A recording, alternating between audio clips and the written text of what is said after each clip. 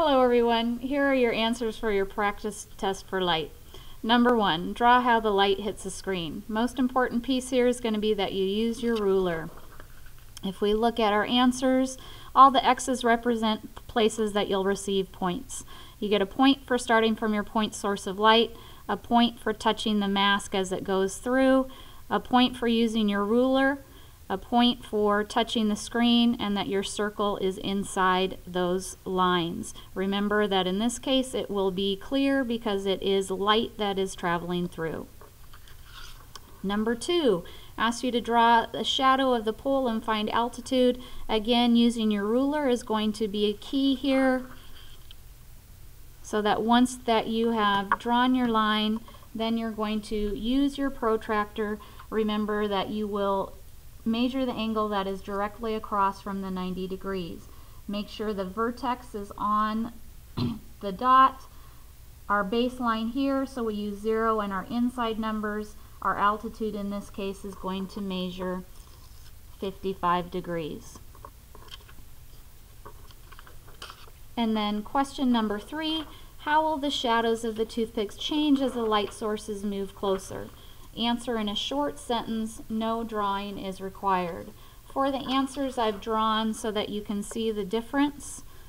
If we start from this and then we move our flashlight closer, you can see that as our flashlight gets closer, the shadows become less parallel.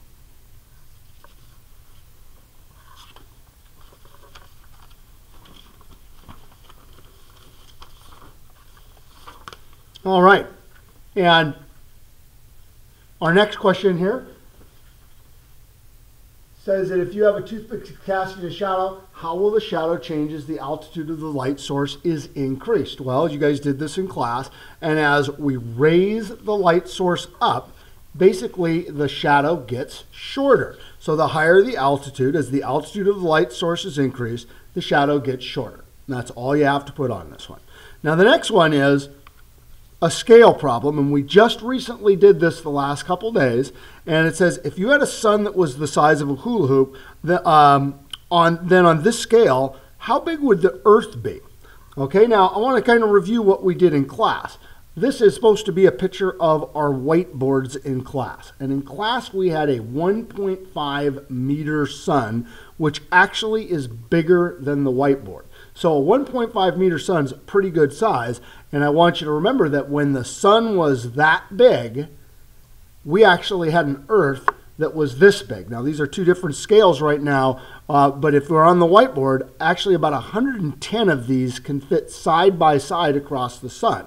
So if this is the sun, and again, think of this as our whiteboard, then our Earth is way smaller. 110 of them can go across that. And remember also, on this scale, when the Earth was this big, we had the moon be this big. The moon is about the quarter of the size of the Earth, so about 4 of these can fit across the face of the Earth on this scale. And again, remember, on this scale, our sun is huge. Remember the one that we had outside on the side of the building. So, on these questions, if we're going to say, if you had a sun that was the size of a hula hoop, then on this scale, what would the size of the Earth be? Well, a hula hoop is just slightly smaller than the one that we used in class. So we have a choice of a basketball.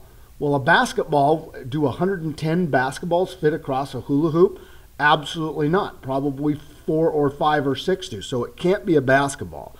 A tennis ball is going to be a lot closer, but it's still, we're not going to get 110 tennis balls to go across the front of a hula hoop. A softball is even bigger than a tennis ball, so we're not going to get 110 softballs to go across. An M&M is by far the closest using this scale. 110 M&Ms would conceivably kind of span across the size of our hula hoop. So in this answer, in this question, the correct answer is 110 of them, or excuse me, an M&M, because 110 of them can fit across. Okay? Our final one. If the Earth was the size of a basketball, then the moon would be the size of.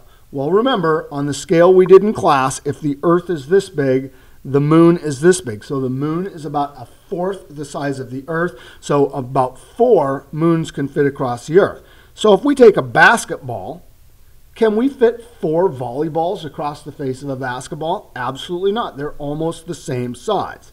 Okay?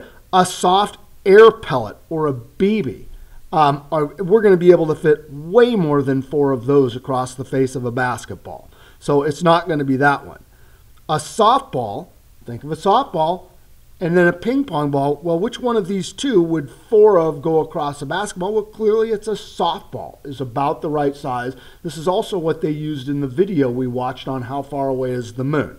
And then a ping pong ball, again, we're going to be able to fit way more than 4 ping pong balls across the surface of the basketball. So in this question, a softball is our correct answer. So just keep in mind that if we're talking about the sun, 110 Earths can fit across the front of the sun. If we're talking about the Earth and the moon, 4 Earths can fit across the surface of the Earth.